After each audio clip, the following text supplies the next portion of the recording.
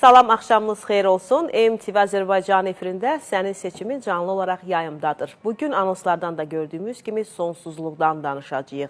Ələxsus qadın sonsuzluğu və onun adı altında yatan psixoloji fəsadlar və gedişatlar. Təbii ki, bununla bağlı müzakirə etmək üçün studiyamıza dəyərli mütəxəssislər dəvət etmişik. İlk olaraq onları sizə təqdim edim. Həkim, mama ginekoloq Nərgiz xanım Vəliyeva. Doktor, xoş gəldiniz. Təşəkkür edirəm. Eyni zamanda bizim dəyərli həkim, psixoterapevt Elmir Əkbər, hansı ki, bugün də onun psixoloji tərəfləri haqqında müzakirə edəcəyik. Əslində, sonsuzluq elə məhz bəzi tərəfləri də elə doktor da razılaşar ki, müəyyən tərəfləri də məhz psixologiyaya bağlıdır və istər bu yolda aparılan mücadilə də, istər bu yolda qalibiyyət qazanacam, istədiyim həyata keçəcək, ümumiyyətlə, yəni bu son deyil düşüncəsini də özdə formalaşdırmaq üçün bir nömrəli psixoloji güc, emosional dayanıqlıq gücü lazımdır. Doktor, başlayaq ilk olaraq sonsuzluq anlayışı. Sonsuzluq nədir? Bu haqda qısaca bir məlumat istəyirəm. Çünki sonsuzluq ümumiyyətlə təbii ki, format olaraq bir düstur olur ki, bir il müddətində regular olaraq qorunmadan cinsi münasibət zamanı hamilə olmadan uşaq olmaması sonsuzluq adlanır. Başqa bilmədiyimiz qısaca bir giriş, sonra onun əlamətləri, səbəbləri, bunlar haqqında danışacağıq. Buyurun, Nərgiz xanım. Baxın, illər əvvəl sonsuzluq diaqnozunu 2 ildən sonra qoyurduq. Bir neçə ildir ki, 1 ilə düşüb bu zaman. Son zamanlar hətta 6 aydan söhbət gedir. Təəssüflər olsun ki, getdikcə biz sonsuzluq barədə daha tez düşünməyə başlayırıq. Və siz düzgün vurğuladığınız kimi altında yatan səbəblərin ən böyüyü, mən deyərdim ki, psixoloji yanaşmadır. Yəni, burada söhbət tək ondan getmir ki, sonsuzluq kimi xəstələr qəbul edir. Bəzən əksinə, yəni sonsuzluq diaqnozu qoyduğumuz tədbirdə belə xəstələr bunu qəbul etmir, yaxın götürmür özünə və bu da zaman itkisinə səbəb olur, vaxt itkisinə səbəb olur, müəyyən yaş dövrünün artıq geri dönməməsi nəzərə alaraq da biz müəyyən səbəblərdən həm vaxtımızı itiririk, həm xəstəyə təklif eləyə biləcəyimiz yardımı təklif edə bilmirik. 6 ay ərzində əgər ki, dediyiniz kimi, regular cinsi əlaqə olduğu tədbirdə və qorunmadan heç bir xəstəlik gözə çarpan bildikləri və s. xəstəlik olmadan hamiləlik baş vermirsə, bu artıq sonsuzluq barədə düşündürməlidir cütü. Və burada təbii ki, başqa bir amillər də nəzərə alınmalıdır. Yəni, cütlərin, həm qadının, həm kişinin yaş həddi, bundan başqa xroniki xəstəliyin, bayaq dediyim kimi, olub-olmaması, hər hansı bir qorunma üsulu və ya həblərin, digər vasitələrin qəbul edilmədiyi halda, bəli, bu da çox diqqətən alınmalıdır. Bundan başqa, bəzən olur ki, heç bir səbəb olmadan hamiləlik baş vermədikdə, yəni gözləyirlər ki, bizim mütləq problemimiz olacaqdır və bu da ən böyük problemdir əslində qalanda. Yəni, yaxın qohumumuzun və yaxud rəfiqəmin və yaxud ailə dostumuzun hamiləlik alınmadı və bizdə də eyni şey təkrarlanacaq deyə fobiya yaranır. Bir çox cütlər müraciət edərkən artıq 2 aydan, 3 aydan, 5 aydan sonra direkt süni mayalanma edək deyə bir təkliflə gəlirlər üzərimizə. Yəni, bunlar da var təəssüf ki. Bəli. Demək ki, konkret götürəcəyimiz məsafə 6 ay və onun üzərindən gedən bir zaman olmalıdır ki, artıq biz sonsuzluq haqqında düşünməliyik və müalicəyə əslində yönəlməliyik. Doktor, Nərgiz xanım da vurğuladı, sırf elə orada yatan səbəblərdən ümumi bütövlükdə də olmasa, müəyyən tərəfi də məhz psixologiyaya bağlanır. Elə bayaq sadladığım kimi, hansı istiqamətdə psixoloji gedişatımız bizi buna köklüyür? Nə baş verir? Bax, insan psixologiyasında nə baş verir ki, bu problemin içindən bəlkə də biz qurtula bilmirik. Bəlkə də səbəbsiz sonsuzluqlar da var və bəlkə də bunun elə əsas səbəbi elə psixoloji pozuntudur, deyilmi? Bəli, bilirsiniz, açığı, siz də bilirsiniz mənim münasibətimi bizim dəyərli mütəxəssislərimizə.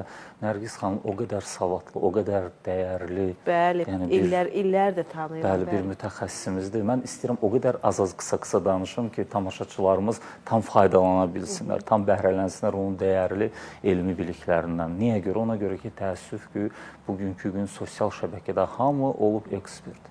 Hamı kim tənbəllik eləmir, elə zənn edir ki, onun mütləq öz 5 qəpiyini qoymaq bir borcu var, fikir bildirməlidir. Amma halbuki əsl fikri bax belə dəyərli mütəxəssislərimizin dilindən eşitməlidir. Ancaq peşəkar, Nərgiz xanım kimi bir peşəkar həkimə inanmaq olar. Hər yerindən durana inanmaq olmaz. İndi irəliləyən dəqiqələrdə biz süni mayalanma haqqında da danışacağıq. Onun haqqında, onun ətrafında nə qədər miflər, nə qədər əsatirlər, nə qədər yanlış məlumatlar var. İnsanları necə manipulyasiya eləyirlər, heç həkim olmayan biriləri belə yəni. Necə qəribə, dəhşətli bir proseslər baş verir. Uydurulmuş bilgilər, insanları o yoldan geri döndərmələr, deyilən ümumiyyətlə heç bir məntiqə söykənməyən şayələr. Yəni bunlar. Amma qısa olaraq onu deyim ki, əvvəllər insanlar biraz, məsələn, 41-45 müharibəsindən çıxmış, Sovet əsarəti və müəyyən bir problemlərdən insanlar həyat keyfiyyəti haqqında o qədər də düşünmürdülər. Necə gəldi, yaşayırdılar, geyinirdilər, yeyirdilər və həyatın daha gözəl olacağını zənn eləmirdilər deyə ailə qururdu, kişi, qadın, uşaq dünyaya gətirirdi. Sanki də belə nəsil artırıb bu məsələlərə dərindən yanaşmadan yaşayırdılar. Ancaq indi həqiqətdə insan həyatının keyfiyyəti artıb. Nə mənada? Hər bir insan sadəcə var olmaq deyil, gözəl, maraqlı, mənalı həyat yaşamaq istəyir və bugünkü gündə o arzulunmaz ailə qurmaqlıqlar, ailədə olan konfliktlər ona gətirib çıxarır ki, şuuraltı olaraq qorxu yaranır. Bəzən kişidə qorxu yaranır, amma adətən qadınlarda bu qorxu yaranır ki, bilirsiniz, müxtəlif üsullarla özləri də bilmədən görürsünüz ki, uşaq dünyaya bir tərəfdən şuurda deyir, bəli, istəyirəm uşağım olsun, ancaq şuuraltı olaraq qorxular, güvənsizlik hissi, təşviş pozuntuları, depressiya, müxtəlif səbəblər, ailə, gəlin, qaynana problemləri, bu qorxu ona səbəb olur ki, və hətta sonunda gəlib çıxır ki, orqanizm bədən səviyyəsində imtina eləyir, sanki uşaq dünyaya gətirmək istəmir. Təbii, yenə deyirəm, orada da çox savadlı, peşəkar Nərgiz xanım kimi mütəxəssis olmalıdır ki, əyləşdirib qadına onun iç dünyasını izah eləsin ki, yəni insan belə təkcə cisimdən ibarət deyil. Fərqinə olsun və əslində qorxu olmasın. Bəzən də pessimist notlara qapanmalar və ruh düşkünlüyü də bizi əslində ginekoloqa bu sahədə müraciət etməkdən geri çəkir. Doktor, qadın sonsuzluğundan bugün təbii ki danışırıq, onun səbəblərini. Hansı səbəblər bizi məhz qadın sonsuzluğa doğru aparır və yaxud da apara bilər? Ümumiyyətlə 3 qrupaya bölürük, böyük 3 qrupa. Kişi sonsuzluğu, qadın sonsuzluğu və səbəbi bəlli olmayan. Təəssüflər olsun ki, ən böyük qrupanı elə bu 3-cü qrupa təşkil edir. Yəni, daha dərinə getdikdə bunun da təbii ki, içindən ya qadın, ya kişi sonsuzluğuna tərəf yönəlirik. Dediyiniz kimi, ailələr çox müxtəlifdir. Amma gəlin onu deyək ki, əksər hallarda 1 ay, 2 ay keçməmiş artıq suallar başlayır. Bir şey varmı?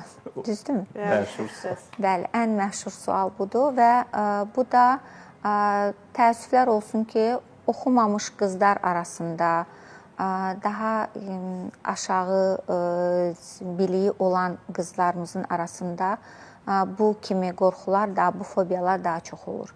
Yəni, artıq 1 ay keçməmiş Instagramım doludur sualla. 2 ayda ailə qurmuşam, amma hamiləlik yoxdur, biraz gözlə, yəni ən azından. Bəzən olur ki, çox yüngül bir istiqamət verdikdən sonra həmən hamiləlik əldə etmiş oluruq.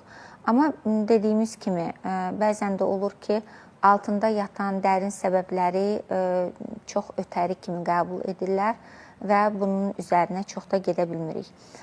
Bir çox hallarda xəstələrə biz istiqamət verdiyimizə baxmayaraq,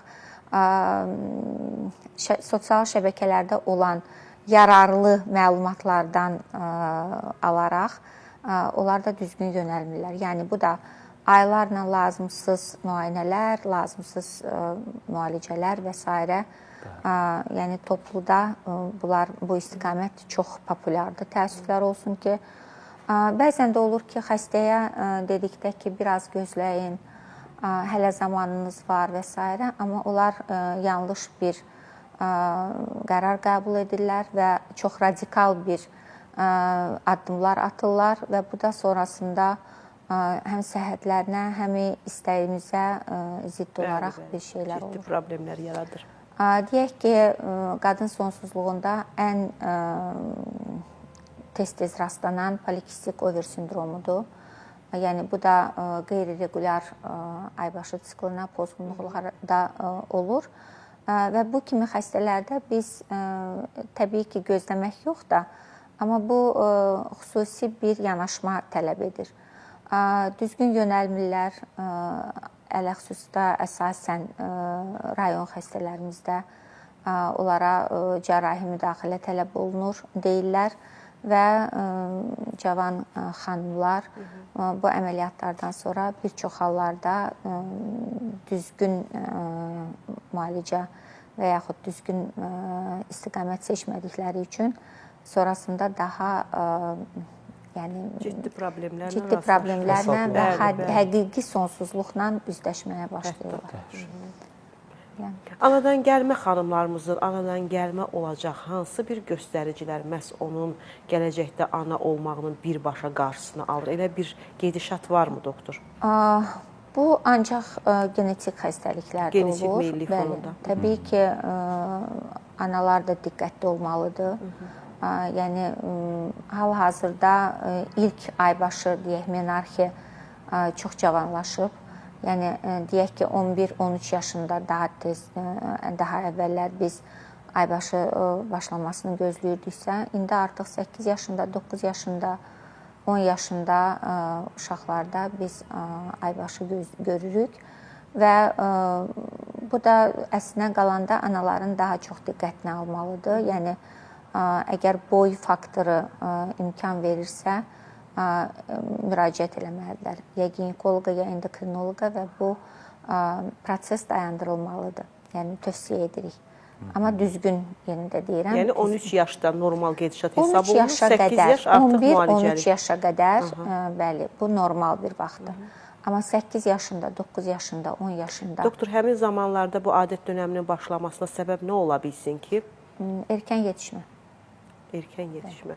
Amma burada bir məsələ var. Elə bunun bir tərəfi də psixologiya bağlanır. Çox təəssüf olsun ki, bizim elə əyalətlərdə, bölgələrdə, elə şəhərimizin özündə də həmin yaşda qız uşaqlarımızın analar tərəfindən ginekoloqa aparılması özü bir artıq bir fobiya mı deyək, kompleks mi deyək, yəni nədən, niyə aparmırsınız deyəndə artıq bəlkə də ictimai baxış, düşünərlər ki, mənim 8-10 yaşında qızım ginekoloqa getdi, görən bunun adı altında hansı göstərici, nə səbəblər olub kimi və onu da sıxaraq, belə də gizlin evdə saxlamalar, məlumatı qısıtlamalar sonucda daha da çox problemləri gətirir. Getməkdə də bizdə bir kompleks var, deyil mi? Yəni, doktor, bununla bağlı müraciət edənlər olurmu? Yəqin ki, çox az sayda olur. Yox, olur, əslində olur da, sadəcə siz düz deyirsiniz. Bəzən olur ki, sonrasında ad qoyarlar, sonrasında deyərlər ki, hansısa bir pozğunluq oldu və s. Və yaxud da ki, müraciət edir başqa bir səbəbdən və əgər deyiriksə ki, erkən olubdur, gəlin bir bunu araşdıraq, yəni boy faktoru hələ çox kiçikdir boyda. BBC də elədi və ya nənələri də elədi. Yəni bunun da üzərindən çox da irəli getmirlər. Çox rahatladıcı, bəli. Amma sosial şəbəkələrin bu yöndə bir müsbət tərəfi də var. Yəni cavan analar maariflənir. Yəni deyək ki, 19-10 yaşında olan qız uşaqlarının anası hardasa 20-32 yaşındadır. Bunlar da yetərincə sosial şəbəkələrdən istifadə edirlər və maariflənirlər. Yəni daha rahat olubdur. Son bir neçə il ərzində, yəni bu mövzuda daha rahat dialoqa giririk mamaşalarla. Onu da əgər düzgün səhifələri izləyirlərsə, Yəni ki, bunun üçün də mütləq şəkildə mən niyə görə vurğulayıram ki, baxın, bəli, dəyərli mütəxəssisin, savadlı, təcrübəli Nərgiz xanımın səhifəsini izləyib onun paylaşdığı məlumatları dinləsinlər. Çünki hər gün qərbə hallarla rastlaşır. İnsanlar var, həkim deyil, ginekoloq deyil. Güya adın qoyur, güya təbii vasitələrlə bunlar sonsuzluq müalicə eləyirlər. Güya yadınızdadır, zəng olmuşdu, bir məshəkə xarakterli zəng. Güya əl masaj vasitəsilə sonsuzluq müalicə eləyirlər. Güya biotoklar, enerji, yəni yeni enerji mənbəyi kəşf olunub, biz bilmirik də. Və yaxud da güya deyir təbii vasitə və təsəvvür eləyin, orada əslində tərkibinə hormon qatılmış, bitkilərdən hazırlanan, heyvanların iç yağından hazırlanan kremlər, daxilə qəbul olunmalı hansısa bir o məcun deyirlər, yəni ki, qarışıqlar, qatışıqlar hazırlayırlar, verirlər və onların sonra, bəli, müəyyən qədər təbii ki, onun tərkibində hormon var, özdə partladacaq bir effektdə, yüksək dozada onun nəsə bir təsiri olur, ancaq bu hansı ağır fəsadlara gətirir, çıxarır. Yəni, insanlar hələ də o mağara dövründəki kimi arakullara və kahinlərə getmək istəyir. Bəzən olur, xəstələr müraciət eləyir, sonsuzluq müraciətlərinin arasında da bu kimi vasitələr çox olur. Açığını deyim sizə ki, misal üçün, çox normal bir ailə, normal deyəndə ziyalı qaynana, ana falan da, yəni müəllimə, həkim, tibb personalı olan bir ailədən belə bəzən olur, sual verirlər ki, doktor, onlar belini çəkdirək və yaxud da ki, mən soğan suyu içirəm, olarmı? Okey, davam eləyin. Əgər bunun ziyanı yoxdursa, deyək ki, soğan suyu içirsiniz, deyirəm, nə qədər vaxtı başlayırsınız da içməyə? Deyir, 2 həftədir. Deyirəm, neçə ildir sonsuzluq var? 3 ildir. Ay xanım, bu soğan suyunu iç qutar, ondan sonra gəl müalicəni eləyim də. İndi mən müalicə verdikdən sonra siz hamilə qalacaqsınız, adını qoyacaqsınız ki, soğan suyu elədi də, belə mi çıxır? Yəni, biraz bu mövzular müzakirə olunmaq üçün saatlarla çəkə bilər əslində qalanda. Amma ziyanı olmayanda mən deyirəm, okey, için. Soğan suyunu da için, belinizi də çəkdirin. Nə bilim, valla, müəyyən məcunlar var, onları da içmək olar. Keçi buynuzu bəkməzidir falan da. İndi bunun illərlə faydası olduğu Doktor, burada səbəblər, bir neçə səbəblər ola bilər ki, qadın ümumiyyətlə hamilə qala bilmir, deyilmi? Və bu hazırlanmış məcunlar onun səbəblərinə görə istifadə edilməlidir. Amma bütövlükdə bilmirik səbəb nədir. Biz elə hamıya şamil olmuş formada onları qəbul etməyə başlayırıq. Tamamdır, bir neçə səbəblər var ki, məsələn, bir adət dönəminin ciddi formada erkən olması, pozulması, bilirik ki, ümumiyyətlə qadın orqanizmdə burada borular var ki, ümumiyyətlə bunlarda bir ciddi problemlərin olması, birbaşa ilə ana olmağın qarşısını alır. Amma bunları etmək üçün təbii ki, yoxlanış lazımdır. Bu yoxlanışa gidilirmi? Həkim bəzən də tövsiyə edəndə onlar fikirləşir ki, nə əlaqəsi var? Yəni, çünki bilinmir. Bəzən də maariflənmə və bilgisizlik, elə dediyimiz kimi, bu kutsal üsullarla, kör təbii üsullarla bel çəkdirdim, qonşumun gəlini bunu etdi, hamilə qaldı deyə. Bəlkə də o kiminsə müalicəsindən təsadüfi hamilə qalıb, biz bunu buna bağlayırıq. Amma səbəblər o qədər çoxdur ki, hansı səbəbə görə, məsələn, sizin medikal müalicə səbəbə görə uyğulanır, deyilmi? O xəstəliyin daşıdığı illərə bağlıdır, bu neçə vaxtdır. Məsələn, qəzalardan sonra qadınlarda bir ciddi problem ola bilər ki, analıq olmaq, belə deyək, artıq gücünü itirə bilər.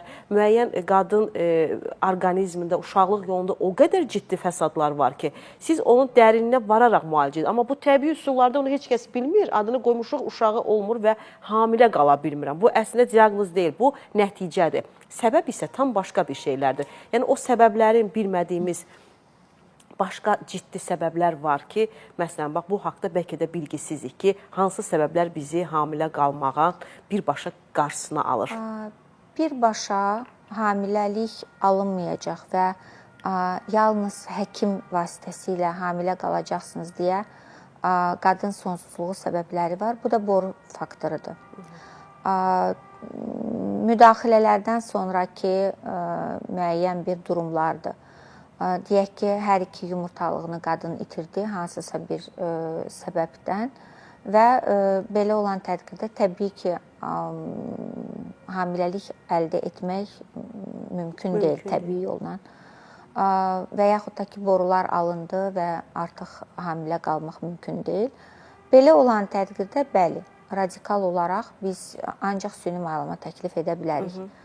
Amma bəzən də olur ki, sadəcə deyək ki, yoxlanış olur, boru faktoru deyə qadına diaqnoz qoyulur, gedin süni maylamaya hazırlaşın deyə bilərik və bir neçə aydan sonra qadın hamilə olaraq qayıdır üstünüzə. Belə də olur. Nəyə görə? Ona görə ki, artıq rahatladı ki, hamiləlik olmayacaq, normal həyatına qayıtdı, beynini oturtdu, süni maylama üçün pul yığır və hamiləlik baş verir. Bu da psixoloji bizi rahatlayan bir faktordur.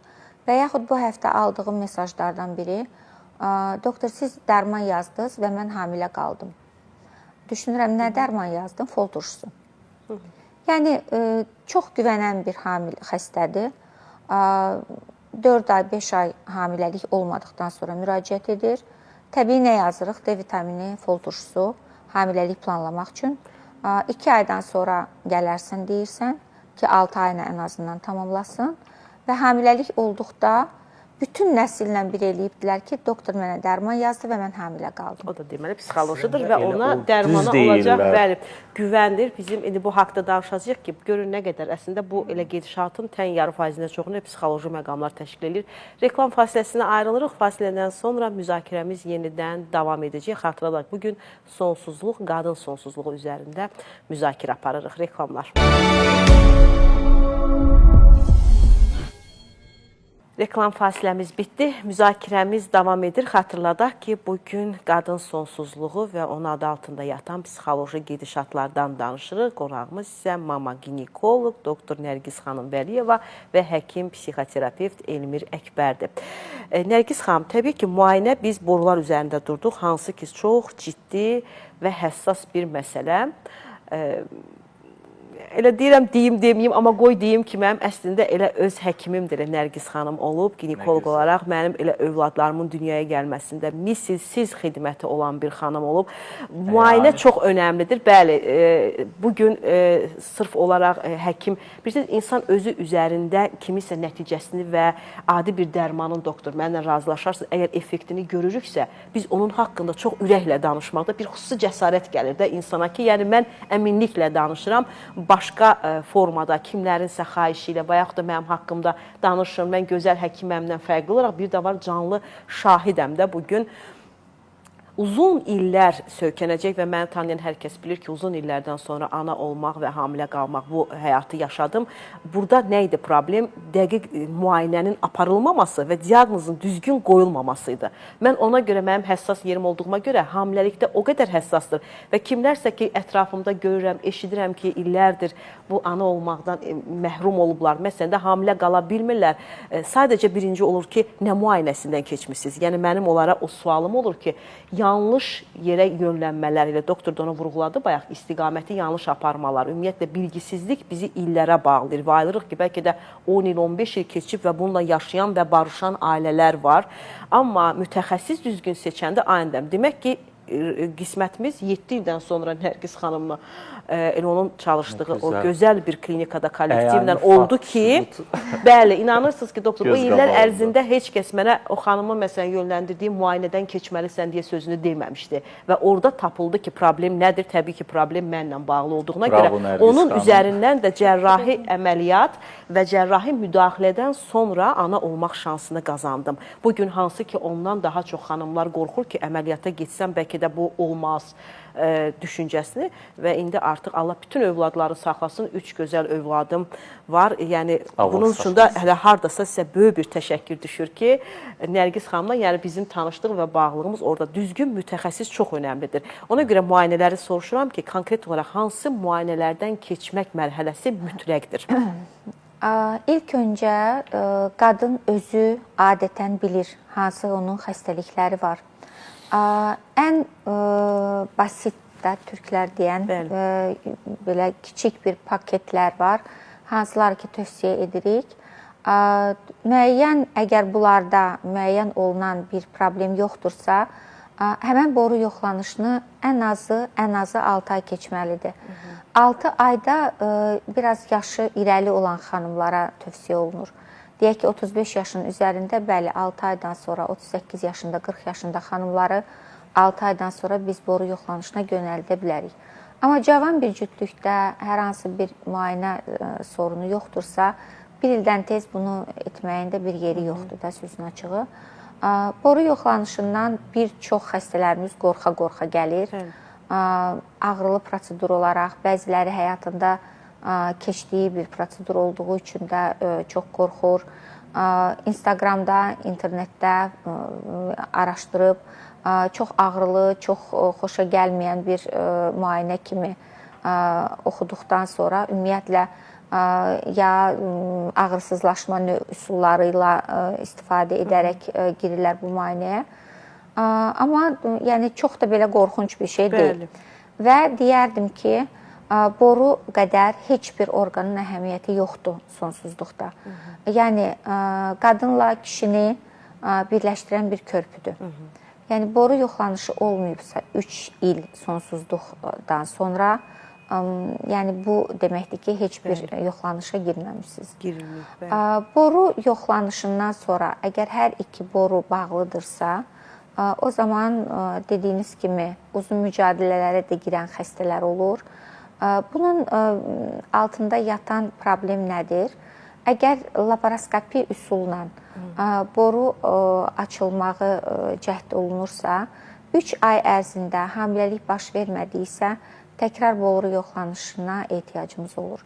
Çünki burada bitişmə prosesi yarana bilər və yaxud iltihab və yaxud reklam fasiləsində dediyimiz o infeksion səbəblər varsa, təkrar bağlana bilər borular. Ona görə illər əvvəl süni mayalanmaya daha az insan üz tuturdusa, indi həkim sayı da çoxdur, hansılar ki bundan düzgün, qeyri-düzgün bu hərənin öz şəxsi işidir təbii ki. Amma belə olan təqdirdə süni mayalanma daha düzgün seçimdir deyərdim. Yəni maariflənmənin də üstün cəhətlərindən biri budur ki, artıq insanlar daha çox bilirlər bu barədə. Deyək ki, bir neçə illər əvvəl bəylər daha çox qaçırdılarsa bundan, yəni bunun da altında yatan səbəb oydu ki, mənə aid olmayan bir uşaqdan gedir. İndi artıq bilirlər ki, bu tam özünüzə aid genetik sizin evladınızdır. Sadəcə yolu başqadır. Ona görə süni mayalanma rolu boru sonsuzluğunda çox əhəmiyyətlidir və ilk növbədə onu təklif edirik deyərdim. Təbii ki, süni boru yoxlanışını müayinədə olacaq ağrı, acılı. Bəzən də insanlar bunu keçmədən, doktor kimdənsə eşidir deyə bu bir qorxunu artıq özümüzdə o qədər yaradırıq ki, ora qədər artıq yolu belə fəth etməkdə gücümüz olmur. Amma təbii ki, ağrısız, fəsadsız heç bir adi bir analiz, laborator analizlərində diri canım ağrıdır. Amma o qədər də qorxunc və dəhşətli bir gedişat deyil. Sadəcə süni mayalanma ilə bağlı dediniz. Təbii ki, insanlar arasında çox dar düşüncəli, bəlkə də informasiya azlığı ilə bağlı olacaq yansıtmalar fərqli oldu, yanaşmalar fərqli oldu. Məhz artıq qadınlarda başqa çıxış yolu yoxdur deyə bu yola getməlidir deyə bəlkə də onlarla yüzlərlə ailələr dağıldı buna görə. Bilirik ki, sonsuzluq çox zaman elə ailələrin ayrılmasına birbaşa səbəb olur. Tam olaraq anlaqsız formada bir-birini qarşılaması, yəni anlayış olmadan bir yola yürüş etməyin əslində burada bir dəstək lazımdır, deyilmi? İnsanın yanındakı insanın da dəstəyi və ailəsinin onu dəstəyi çox mühümdür və güvəndiyin bir həkim ekibi olması təbii ki, artıq burada nəticə %100 effektiv olacaq. Doktor, süni mayalanmanın özündə qorxunc bir düşüncələr. Əslində bu nədir? Təbii ki, əgər bəydə problem yoxdursa, biz qadın bugün sonsuzluğundan danışırıqsa, buna doğru gedişat. Burada proses necə gedir? Bax, bu haqda istəyirəm bir qısaca danışaq. Mən ümumiyyətlə qadın sonsuzluğu, kişi sonsuzluğu terminlərini istifadə etmək tərəfdarı deyiləm. Ümumilikdə bu da yenə də ümumiyyətlə əgər cüt olaraq gəlirsinizsə həkimə, yəni burada sizə lazım olan evladdır, düzdürmü? Bugünkü gündə sizin 3 evladınız var.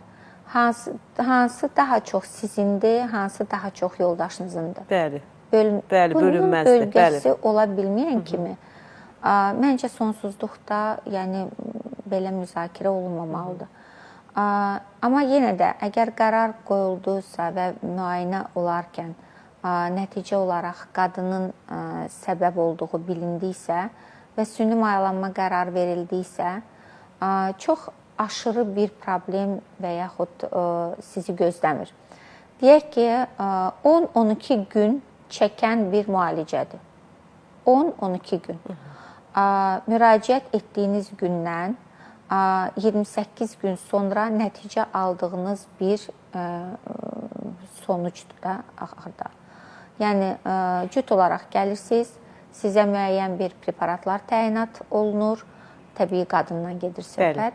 10-12 gündən sonra yumurta toplanır, bir neçə gündən sonra da sizə embrion şəklində uşaqlarınız verilir. Və 12 gün sonra da analiz verirsiniz, hamiləlik müsbət və yaxud alınmadığı barədə nəticəni alırsınız.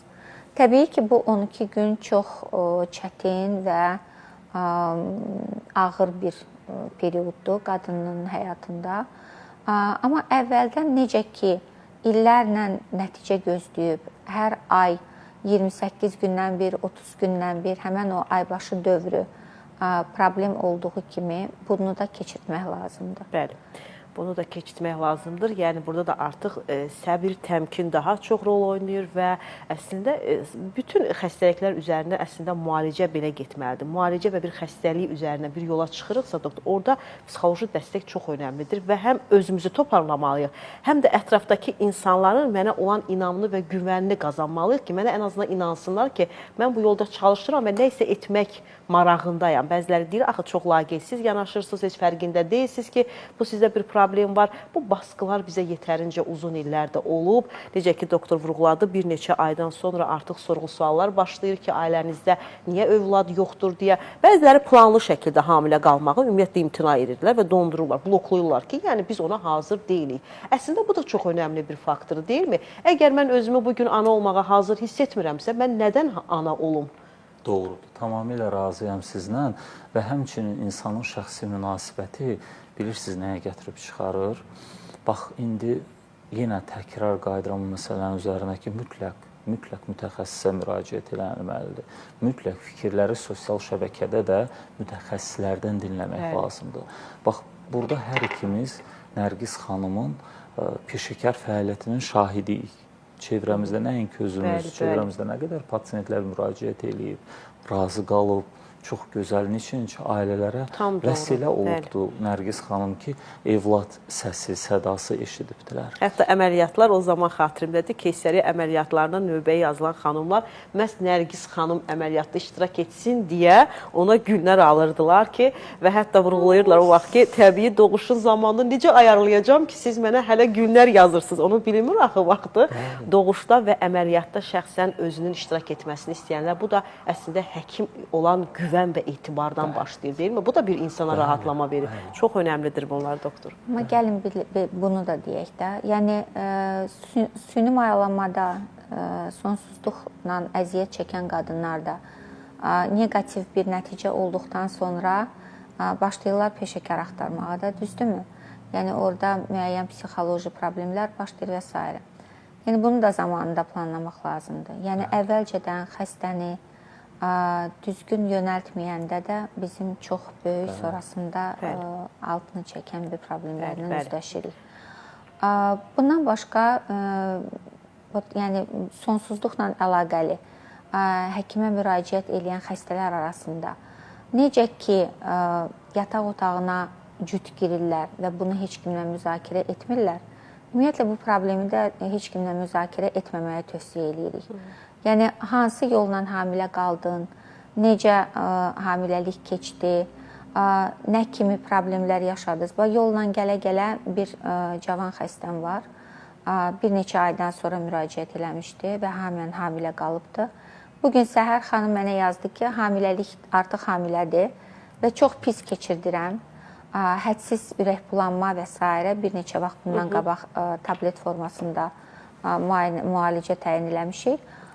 İndi də sistem təyinatı aldı, çünki dözə bilmir artıq bu duruma və nənəsi məndən əlaqə saxlayır. Sistemi qoşmuşuq, amma titrədir. Deyirəm, xanım, dayandırın, tibb bacısı yaxındadırsa və bunu axşam eləməzlər. Yəni, ən azından bunu gün ərzində, günün işıqlı vaxtında eləyərlər. Medsestra deyir ki, hamısında belə şey olur, narahat olmuyor. Yəni, biz nənələr, mamalar çox hörmətlə yanaşmalıyıq, amma hamısının müəyyən bir o tövsiyə eləmək, məsləhət vermə xidmətlərindən uzaq olmalıyıq. Bəli, birbaşa göstəriş tam olaraq həkim nəzarətində olmalıdır və bir mərhələ, bir insanın, bir mütəxəssisin seçimi üzərindən ümumiyyətlə bütün gedişatlar aparılmalıdır. Bu çox önəmlidir. Bizim növbəti reklam fasiləmiz, reklam fasiləsindən sonra yenidən müzakirəmiz davam edir. Reklamlar. Reklam fasiləsi bitdi, müzakirəmiz davam edir. Bugün sonsuzluq, daha çox qadın sonsuzluğu mövzusunda danışırıq. Doktora dedik ki, ümumiyyətlə sonsuzluğu bölmək əslində bəlkə də etik deyil, ümumilikdə sonsuzluq. Niyə xanımlar hamiləlik dönəmini ümumiyyətlə keçirə bilmirlər, ana olmaqda problemlər yaşa bunun gizlin, bilinməyən səbəbləri və fəsadları mövzusunda. Mövzuya keçid almazdan öncə Tibet Uzun Ömürlər Klubu və Sağlamlıq Mərkəzi haqqında istəyirəm qısaca danışım. Dənizin sahilində yerləşir, çox gözəl bir ərazidə və anadan gəlmə xəstəlikləri çıxmaq şərti ilə sonradan yaranan bir neçə ciddi xəstəliklər, ümumiyyətlə baş ağrıları, oynaq ağrıları, baş gicəllənmələri, psixoloji, nevroloji xəstəliklər, üsulu Tibet ümumiyyətlə bilirik ki, dünyada ən unikal və təbii üsullarla müalicə metodudur. Bəzilərimizə əl çatmaz olsa da artıq bu reallıqda baş verir və ekranda görülən mobil nömrələr və şəhər nömrələrlə bağlı əlaqə yarada bilərsiniz. İmkansız ailənin övladlarına tam olaraq müalicə təmənnasız aparılır. Dərmanların ümumiyyətlə istifadə qaydası və gedişatı mütəxəssislər tərəfindən təqdim olunur. Hər kəsə sağlam can və sağlam ruh arzuluyuruq. Hər zaman deyirəm, sağlamlıq çox önəmlidir. Biz nə qədər çalışsaq da bəzi şeylər artıq bizim gücümüzdə deyil. Çünki mütəxəssis bu yolda bizə dəstəkçi olmalıdır. Qaydaq mövzumuza, mövzumuz bugün sonsuzluq. Doktor, təbii ki, müayinələrə artıq saydıq hansı müayinələrdən keçir və artıq bunlar müalicəyə başlanır. Müalicələr də bağlanan səbəblərə görədir, deyilmi? Bunlar aylar da çəkə bilər, illər də çəkə bilər və artıq çox qısa zamanda, bəzən gözlənilmədən də belə düşünmədiyimiz halda hamiləlik də ola bilər, deyilmi? Bunlar da var. Bəli. Bayaq doktorumuz dediyi kimi, insanlar son zamanlar öz statuslarına, karyeralarına, həyat tərzlərinə çox əhəmiyyət verirlər və bəzi xanımlar arasında da bu baş qarışır və müəyyən bir zaman itkisi olur. Qadının ümumiyyətlə hamilə qalmaq üçün ən uyğun zamanı 35 yaşa kimidir. 35 yaşın üzərində kəskin olaraq həm genetik, həm qadının özünün sağlamlığına bağlı xəstəliklərin faizi artdığı üçün, yəni əhəmiyyətli olan bu vaxtı itirməmək gərəkdir. Son bir həftə ərzində mənə olan müraciət haqqında danışmaq istəyirdim. Bir neçə ay gəldi xəstə yanıma. 42 yaşında səhv eləmirəmsə xanım idi. Çox müsbət bir xanım idi. İkinci evliliyi idi həyat yoldaşının, yəni böyük uşaqları var idi. 42 yaşı olduğu üçün biraz təbii ki, hamiləlik əldə etmək üçün tələsirdi. Lakin bunlar mütləq əkiz istəyirdilər. Yəni, izah elədim ki, əkiz hamiləlik və mütləq oğlan, mütləq süni mayalanma seçimi etmək biraz problem ola bilər. Və bir neçə gün bundan əvvəl mənə zəng vurdu ki, siz mart aylarında bu Qurban Bayramı, Ramazan, bir də Novruz ardı-ardına bizim bir 9 gün fasiləmiz oldu və mən yenə də həmən psixoloji vəziyyət, tələsdim, qulaq asmadım, süni mayalanmamı etdim və uğursuz nəticə aldım. Yəni, bəzən olur ki, biz xəstələri gözlətməkdə səbəblərimiz bizim hər hansı bir tətilə getməyimizə və ya bayrama bağlı deyil. Sadəcə qadının hər ay dəyişən bir vəziyyəti var. Yəni, kişilər daha stabil vəziyyətdədirlər bizə baxanda. Amma xanımlarda yumurtalıq baxımından hansısa bir ayda biz müəyyən bir dəyişiklikləri görürük və bu zamana hamiləlik alınması uyğun olmaya bilər. Bəli. Yəni, bu da bir mövzudur, hansını ki, mən vurğulamaq istəyirdim. Tələsmək gərək deyil və istəyir ekstrakorporal mayalanma üçün, istəyir təbii doğuş üçün planlamaq lazımdır. Sadəcə tələsməyin də bir yeri yoxdur. Sonunda bizə lazım olan nəticədir. Yəni, nəticə də 9 aydan tez olmur. Yəni, siz nə qədər tələssəz də uşağın erkən doğulması bizə daha çox baş ağrısı gətirir, nəinki yəni bir fayda. Yəni, insan evladında doğulan bir zamanı var. Bir də bundan başqa, yəni yaş faktoru olan xanımlarda müayinələr təbii ki, daha geniş olur. Yəni, genetik faktorların, genetik xəstəliklərin artışı son zamanlar zaten çoxdur və bunların üzərində də durmaq üçün ilk günlərdən sonuna qədər yəni müayinələri aksatmamaq, vaxtında müraciət eləmək və hamiləliyin təqiblərini mütləq şəkildə protokollara uyğun olaraq aparmaq. Bu fasilə zamanı danışdıq ki, hamiləliyin gedişində və yaxud təqiblərində hər hansı bir fərqlilik varmı? Xeyr. Yəni, müəyyən reproduktiv texnologiyalar istifadə etdikdən sonra ümumiyyətlə ikiz, üçəm hamiləliklərin təbii ki, sayı daha çox olur. Bunlar istisna olaraq tək döllü hamiləliklərin gedişində adətən 3 ayından sonra heç bir fərq yoxdur. Yəni, yanaşma eynidir, hamiləliyin gedişi eynidir. Nəyə görə daha çox fəsad görürük biz bu hamilələrdə?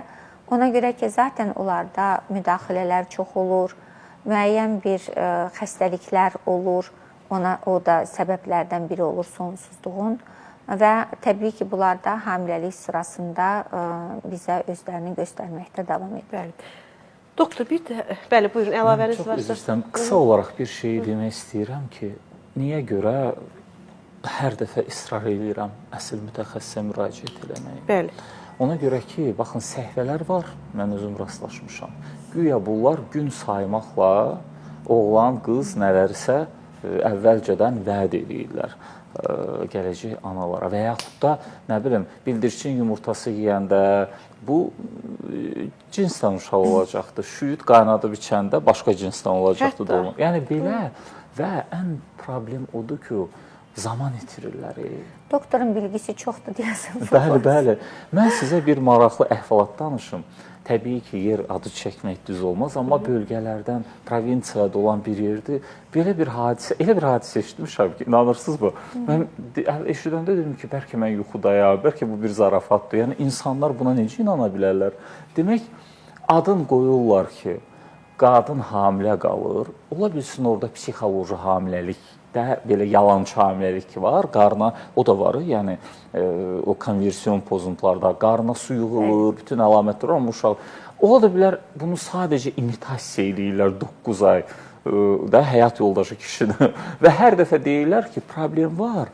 Bu qız və qızı da təbii doğuşu qəbul edir, qızın anası, xalaları, bacıları və deyirlər ki, xoruz beçə olur və düşür, qaçır gedir. Təsəvvür edirsiniz. Yəni, bəli, indiki zamanədə insanlar var, inanır ki, bu qadın dünyaya uşaq gətirir və o doğulan xoruz beçə adında nədirsə odur və o doğulur, düşür, qaçır və deyir ki, günlərin bir gündə bu oğlanın yazıq bibisi deyibdi ki, qoy bir kənardan qapının ağzında mən də dayanıb baxıb görür də, bunlar da uşağın içi. Və bibi də deyir ki, hay sayıldıra, vay tutun, qaçır, qabağım kəsin oradan, təsəvvür edirsiniz, Nərgis xanım. Bu cahillikdir. Təsəvvür, mən şok yaşadım, dedim, bəlkə mən yuxudayam, belə şeyə necə inana bilərlər. Bir tərəfdən də doğrudan da vicdanı dürüst olmayan bəzi, həmişə deyirəm, axalatlı qulyabanlar da var. Hansı ki, görürsünüz ki, düz işləmirlər. Ona görə mən həmişə deyirəm ki, müraciət eləyin Nərgiz xanım kimi dəyərli həkimlərə, Instagram, TikTok səhifələrinə yazın, müraciət eləyin. Yəni, savadlı, peşəkar insanlardan məlumat alsınlar. Çox sağ olun. Mən əslində Instagramda çox da aktivlik göstərmirəm. Təəssüf, vaxtımız da yoxdur onun üçün. Amma çox müraciətlər olur. Yəni, ümumiyyətlə, çox yazırlar.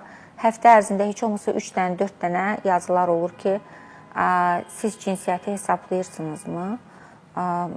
Təəssüf ki, yox.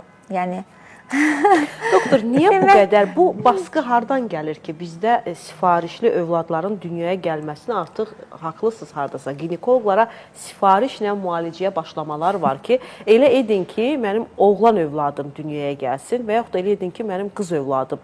Yəni, bu əslində bunun altında nədir? İnformasiya bu qədər cahillikdirmi, dar düşüncədirmi?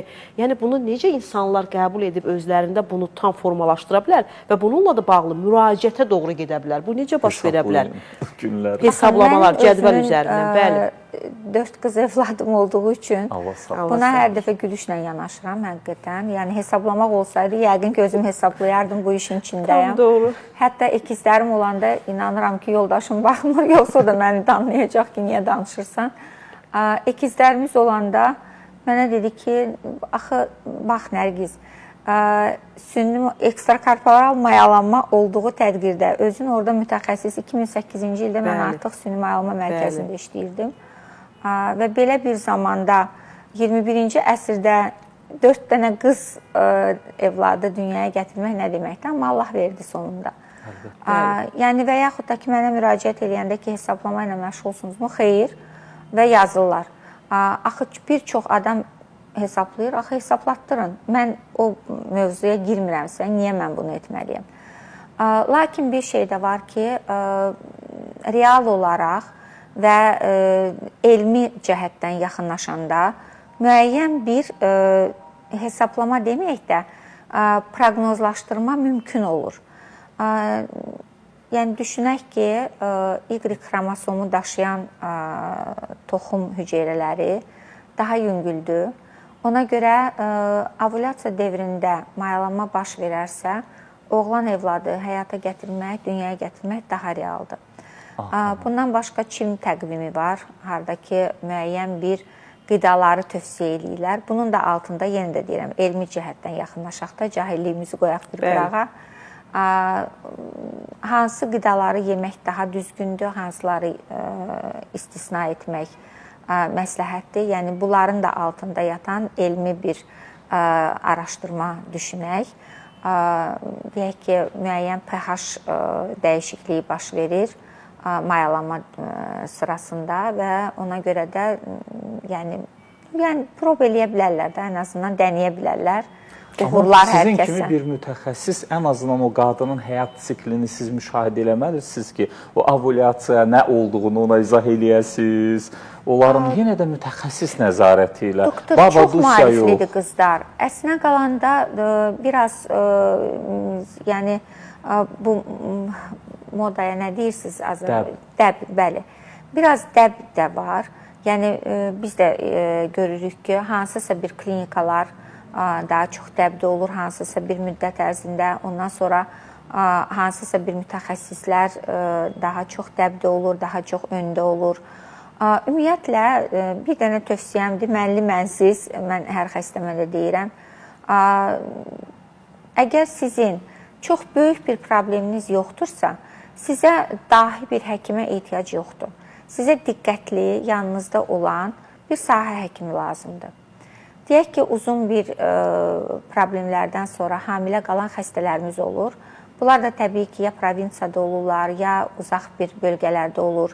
Bizə müraciət elədikdən sonra, bizə dediyimdə, yəni müəyyən bir qrup kolleqalarımı nəzərdə tuturam da, ixtisaslı, peşəkar həkimlərə müraciət etdikdən sonra getdikləri bölgədə həkimləri bəyənməməyə başlayırlar.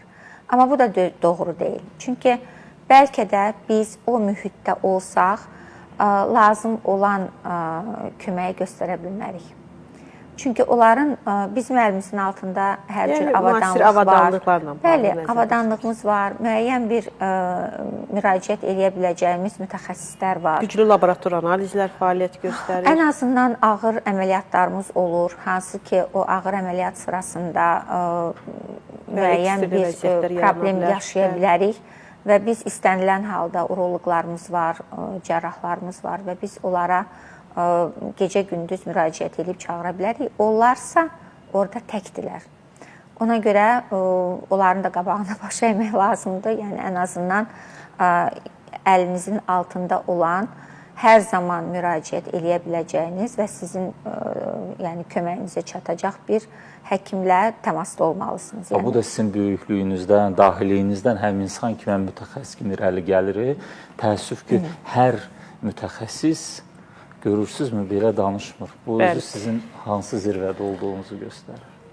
Bir də doktor, hamiləlik dönəmində hamiləliyə qədər xanımlar var ki, müəyyən xəstə daşıyıcılarıdırlar. Məsələn, epilepsiya xəstəliyi daşıyınca xanımlar var ki, onlar bilirik ki, müəyyən dərman preparatları ilə təbii keçinirlər. Həmin xanımların hamilə qalmaq ümumiyyətlə planlaşdırılmış yəqin ki, hamilə qalmaları lazımdır və yaxud da bilmədən tamam hamilə yaşanılır və bunlar müəyyən dərmanları içmək məcburiyyətindədir. Bu da döldəki uşağa birbaşa təsir və bunların gedişatı. Burada necə olmalıdır gedişat? Bunlar müalicəni tam olaraq edib planlı şəkildə hamiləliyə keçid etməlidirlər, yoxsa dönəmdə qəbul edilən dərman preparatlarının uşağa o qədər də təsiri yoxdur, amma çoxdur, vardır ki də daha çox faizdir. Çünki uşaq kardioloqu da belə qüsurlu anadan gəlmə xəstəlik, doğulanların da səbəbi məhz həmin o tip xəstə analarımızın, qadınlarımızın hamiləlik dönəmində qəbul etdiyi dərman preparatlarına söykənir. Belə bir mövzuya toxundunuz ki, mən Mederada çalışıram. Bizim çox tanınmış bir nevroloqumuz var, ehtiram doktor. Alişanov. Ümumiyyətlə, bu epileptoloq sayılır, yəni çox tanınmış bir həkimlərdən biridir. Mən də salamlayırıq. 20-yə yaxın hamiləmiz olubdur, hansılar ki, hamiləliyi sonlandırmışıq. Yəni, hamısı da uğurlu olub deyərdim. Çox nadirən bir ya iki xəstə yadımdadır ki, onlar ailələrinə bildirməyiblər epilepsiyası olduqlarını. Digərləri hamısı planlı şəkildə müraciət edibdir və doktor apardığı xəstələrin hamiləliyi planladıqda digər vasitəyə keçid etməklərini tövsiyə edibdir. Və bu hamilələr arasında bir dənə Ləman adında xəstəmiz var idi. Bir tək onunla problem yaşadıq. Nə kimi? Yəni, epilepsiya əleyhinə istifadə olunan preparatların yan etkisi var. Yəni, bu da ya anada, ya daşıdığı uşaqda müəyyən hematoloji problemlər yarada bilər. Şükürlər olsun ki, bir həftə ərzində tez bir zamanda toparladıq. Uşaq dünyaya gəldikdən sonra da neonatoloqlarımız sağ olsunlar. Yəni, düzgün davrandıqdan sonra bir həftəlik bir problemimiz oldu bəbişimizdə. O da götürüldü. Yəni, dediyim kimi, hər bir xroniki xəstəliyi xəstə bildikdə gizlətməyin də bir düzgün deyil, lüzum yoxdur sözün düzü. Amma düzgün proqnozlayanda normaldır. Hansı gedişatlar birbaşa kəskin həkim göstərişidir ki, hamiləlik dayandırılmalıdır, sonuclanmalıdır? Yəni, baxın, əslinə qalanda bunların hamısı hamilənin seçimidir. Bu yaxınlarda bir konferans iştirakçısı olduq. Orada da hətta onkoloji xəstəliyi olan anaların belə seçimi var. Yəni, biz düzdür, hamilələrə dönə-dönə deyirik ki, müəyyən preparatları istifadə etmək düzgün deyil. Bacardığınız qədər preparatları seçərək, mütəxəssis tərəfindən təyinat olunaraq qəbul etməlisiniz. Digər tərəfdən isə kimya preparatları belə əgər hamilə qəbul edirsə və sonucda hər hansı bir riskin özünə görə aid olduğunu bilərək uşağını dünyaya götürmək qərarını bildirirsə, biz onun yanındayıq.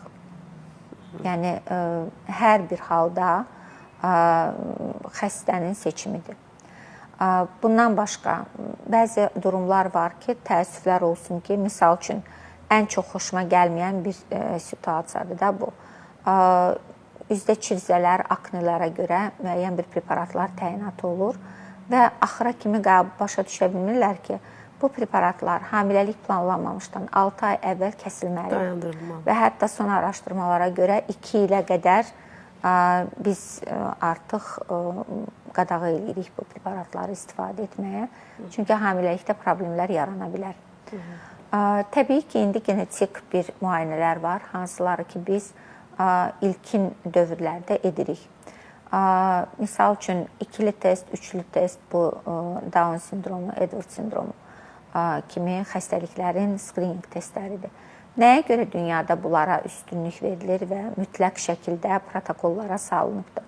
Ona görə ki, bu xəstəliklər hamiləlik sırasında aşkarlana bilər və valideynin seçimidir.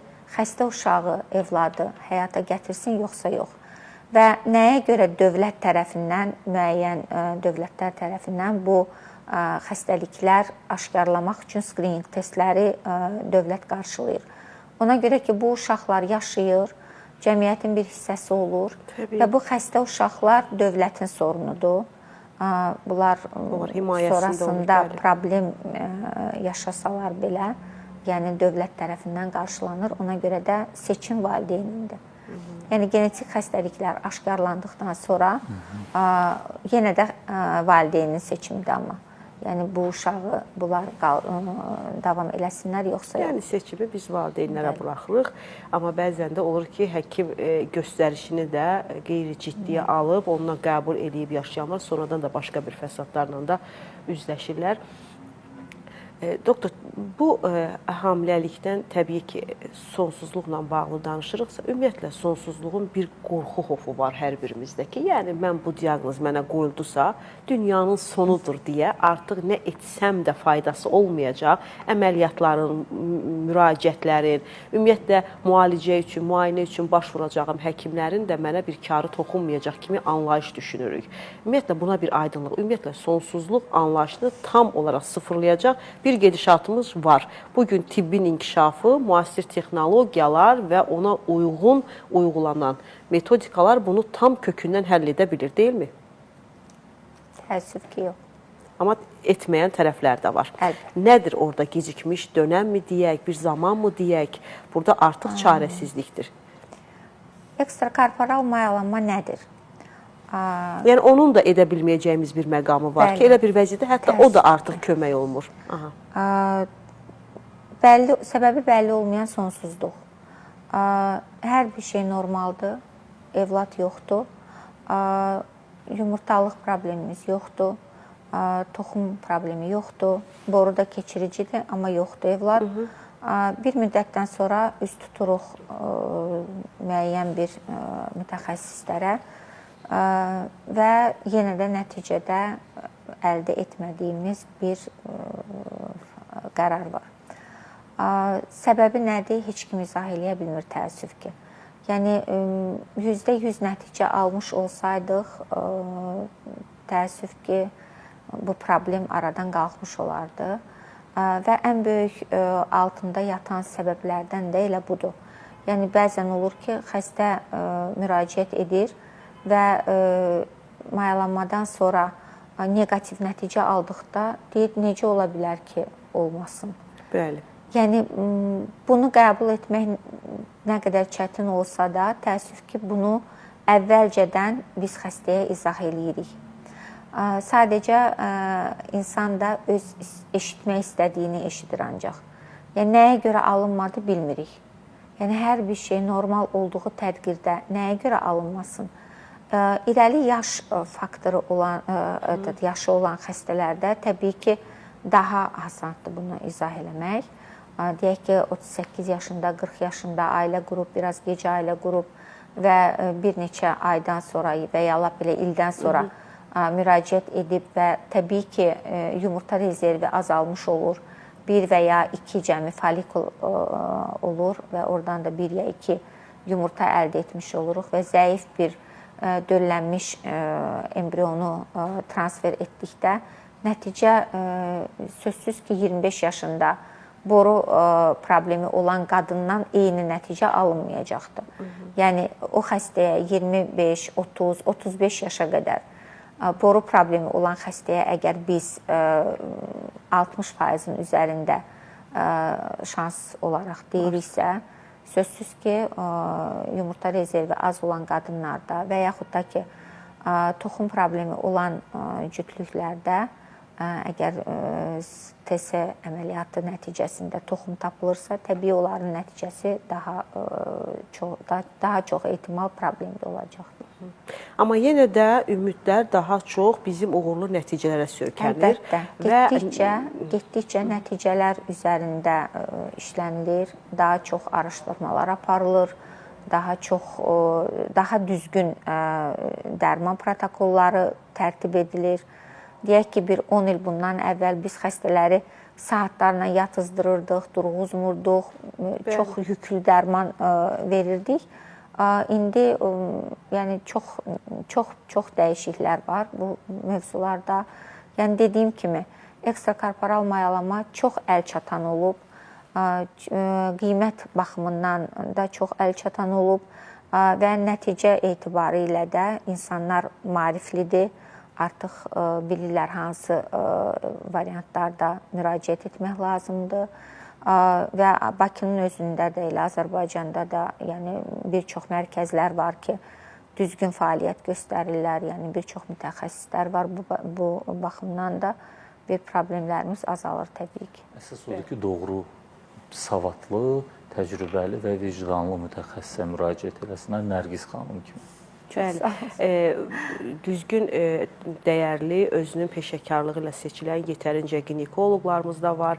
Elə bizdə androloq doktor qonaq doğanda hər zaman vurğulayır ki, səbəbi bilinməyən sonsuzluq bizi bəzən çox çıxılmaz bir vəziyyətlərdə qoyur və pasiyent sadəcə sual verir ki, axı nədən, niyə? Biz hələ də onun cavabını tapa bilmirik, amma bu o demək deyil ki, bütövlükdə hər kəsə şamil olunacaq. Yəni bir müddət əgər bu ailədə sonsuzluq yaşanırsa, bu demək deyil ki, onlarda da heç bir zaman olmayacaq anlamına gəlmir. Bu çox az istisna hallardır ki, bir neçə faiz göstəricisi çox az cüzi bir hesabdır və burada böyük bir səbir və təmkin var. Burada əslində ən çox həkimə etibar və güvən var. Həm həkimin pasiyentə olan bir inan bağı var ki, dediklərimi mütəmadi deyən kimi edəcəyik. Bir də ki, xəstənin həkimə bağlı olacaq bir güvəni var ki, mən həkimin dediklərini etsəm, bu məndə alınacaq. Özümüzü buna fokuslamaqdır. Çünki əslində bu yol təbii ki, ağır bir yoldur, mücadilə tələb edən bir yoldur, amma işığı və şansı olacaq bir yoldur. Bunu heç bir zaman unutmayaq. Efirimizin artıq son 3 dəqiqəmiz qaldı. Efirimizə son olaraq nə deyək, bu ailənin, ailə dağılmalar, buna görə imtina edilmələr, bütün evdə gedəcək münaqişələrin kökündə məhz bunu olaraq, başqa şeyləri bəhanə gətirərək evdə hər gün savaş yaradan insanlara necə deyək? Bundan qurtuluş nədir, doktor? Birinci növbədə düşünürəm ki, ailədə hüzuru bərpa eləməlidirlər. Əmin-amanlıq olmalıdır. Nə qədər ki, söz-söhbət, qan-qaraçılıq olacaqdır, o qədər də problemlər olacaqdır. Əgər o qaynanalar, baldızlar istəyirlərsə ki, nəvə sahibi olsunlar, bibi olsunlar, onda gərək gəlini gərək qayğı ilə əhatə eləsinlər. Orada hüzur yaratsınlar. Təbii ki, kişilər də öz xanımlarına hüzurlu həyat təmin eləməlidirlər ki, həm hamiləlik yaransın, həm o hamiləlik sağlam başa çatsın, gözəl, sağlam evlad sahibi olsunlar. Bu birinci növbədə belədir.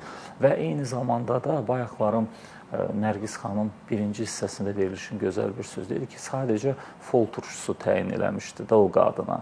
Bilirsinizmi, əslində Nərgiz xanım təkcə fol turşusu təyin eləməmişdi. Həkim axı təkcə dərmanı vermir, o öz qəlbindən, öz peşəkarlığından böyük bir emosiyalar, duyğu, bir peşəkarlıq ötürür. Əslində orada o Nərgiz xanımın o peşəkarlığı səbəbi idi, o fol turşusundan daha çox.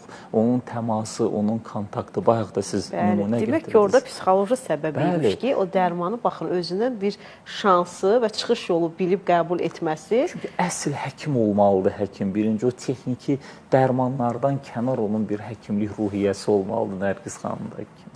Mütləq, mən hər zaman elə vurğulayıram. Çünki Siz də razılaşarsınız ki, həqiqətən də peşəsində mükəmməl olan insanları dəyərləndirmək lazımdır, doktor.